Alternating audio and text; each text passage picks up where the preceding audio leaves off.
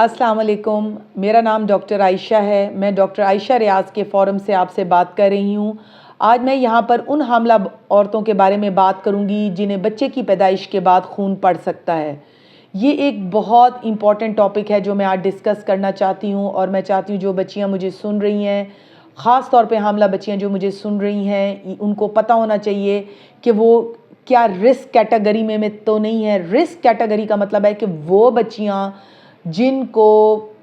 Delivery کے بعد خون پڑ سکتا ہے۔ میں ہمیشہ کہتی ہوں کہ جو مدر ہے وہ سب سے پریشیس ہے، وہ سب سے قیمتی ہے، بیکاز اس نے پوری فیملی لے کے چلنی ہے، وہ بچوں کی ماں ہے، اس کی زندگی بہت قیمتی ہے۔ بچے کے ساتھ ساتھ ماں کی زندگی جو ہے وہ انتہائی پریشیس ہے، اور میں ہمیشہ کہتی ہوں کہ اس کو آپ سمجھنے کی کوشش کریں کہ آپ نے 9 منتھس بھی اچھے گزارنے ہیں۔ 9 منتھس کے بعد جب آپ بچہ ڈیلیور کر لیتی ہیں، اس کے بعد بھی آپ کی صحت بہت امپورٹنٹ ہے۔ بچے کی ڈیلیوری کے بعد جو سب سے تھریٹننگ، سب سے خطرناک علامت ہے وہ پی وی وجائنل پر وجائنل بلیڈنگ ہے، یعنی کہ جو نیچے کے راستے خون آتا ہے اس کو زیادہ نہیں ہونا چاہیے۔ اگر وہ زیادہ ہو سکتا ہے اس سے ماں کی جان جا سکتی ہے، اور پچھلے کچھ عرصے میں ایشین کنٹریز میں due to P P H, یعنی اس کو ہم پوسٹ پارٹم ہیمریج کہتے ہیں، یعنی کہ جو بچے کی پیدائش کے بعد خون آتا ہے جب وہ نہیں رکتا تو پھر اس سے خاتون کی اموات کا جو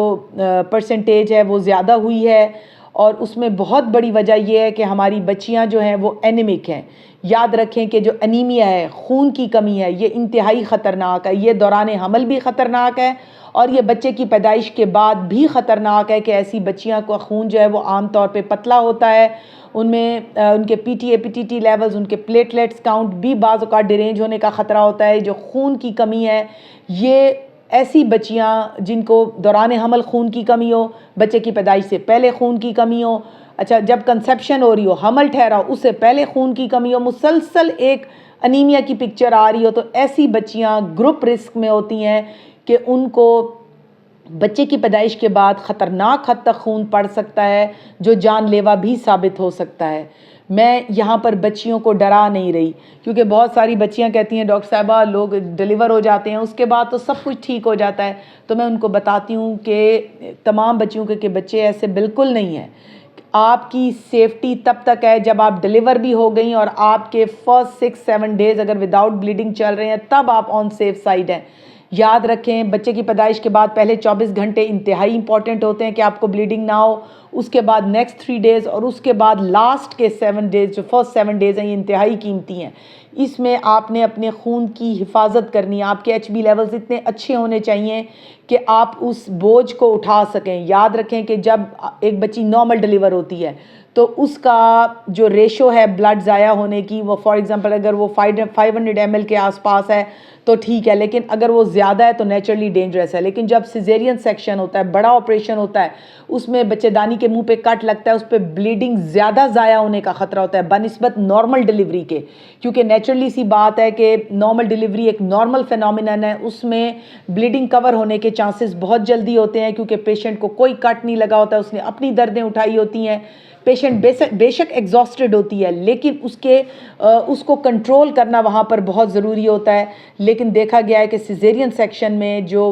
بلڈ لاس ہے وہ وجائنل ڈیلیوری کی نسبت بہت زیادہ ہوتا ہے۔ میں تمام بچیوں کو جو مجھے سن رہی ہیں میں کہہ رہی ہوں کہ دوران حمل اپنی ڈائٹ کو اتنا اچھا رکھیں، تمام میڈیکیشنز لیں جو ڈاکٹر آپ کو بتا رہے ہیں۔ تیسری چیز، اگر خون کی کمی آ رہی ہے، وہ آپ کو وینوفر کہہ رہے ہیں، آپ وینوفر یا فیر انجیکٹ کے نام سے مختلف ناموں سے موجود ہیں، وہ لگائیں۔ بلڈ ٹرانسفیوژن کہہ رہے ہیں، وہ کریں۔ اگر ڈیلیوری کے دوران ڈاکٹر آپ کو کہہ رہے ہیں کہ بلڈ ارینج کریں، تو اٹ مینس کہ آپ کا پیشنٹ بلیڈ کر رہا ہے اور آپ نے فوری طور پہ خون کا انتظام کرنا ہے۔ اس کے بعد دوسرے نمبر پہ وہ بچیاں آتی ہیں گروپ رسک میں جن کی history of P P H ہو۔ اس کا کیا مطلب ہے؟ وہ بچیاں جن کو پچھلے حمل میں خون پڑ گیا ہو، یعنی کہ ان کی ہسٹری ہو کہ آپ ان سے پوچھے تو کہتے جی جو میرا پچھلا بچہ پیدا ہوا تھا اس میں ڈاکٹر اتنے پریشان ہو گئے تھے کہ ان کو سمجھ ہی نہیں آ رہی تھی۔ پیشنٹ خود بتا رہی ہوتے ہیں کہ ڈاکٹرز جو ہیں وہ بلڈ ارینج کرا رہے تھے اور بہت بھاگ دوڑ تھی اس ٹائم پہ۔ تو یاد رکھیں وہ بچیاں جن کو پریویسلی پچھلے بچے میں بہت خون پڑا ہو، ان کو اس حمل میں بھی بہت زیادہ خون پڑ سکتا ہے۔ تھرڈ وہ بچیاں ہوتی ہیں جن کو مسلسل وجائنل انفیکشنز رہ رہی ہوں، یعنی کہ ان کو لیکوریا ہوتا ہو، کوئی وجائنل ڈسچارج ہوتا ہو، نیچے انفیکشن ہوتی ہو، خارش ہوتی ہو. عام طور پہ ایسی بچیاں اگر نارمل ڈلیور ہوں تو ان کو وجائنل ٹیئرز وغیرہ آ جاتے ہیں، اور ان ٹیئرز کے آنے کی وجہ سے بھی ان بچیوں کو جو ہے وجائنل بلیڈنگ جو ہے یا زیادہ ہو سکتی ہے، جو کہ خطرناک ہے. اس کے علاوہ وہ بچیاں جو کہ دوران حمل جن کی ڈائٹ میں انڈا، گوشت، دودھ، ڈرائی فروٹس شامل نہیں ہوتے، ایسی بچیاں بھی کیونکہ ڈیو ٹو لیس نیوٹرینٹس کی وجہ سے ان کی باڈی میں بہت زیادہ اچھے آئرن اور کیلشیم کے ریزروز موجود نہیں ہوتے، تو ایسی بچیاں بھی عام طور پہ ہیوی بلیڈ کر سکتی ہیں. تو تمام بچیاں جو مجھے سن رہی ہیں، میں انہیں کہنا چاہتی ہوں کہ دوران حمل اپنی ڈائٹ کو امپروو کریں،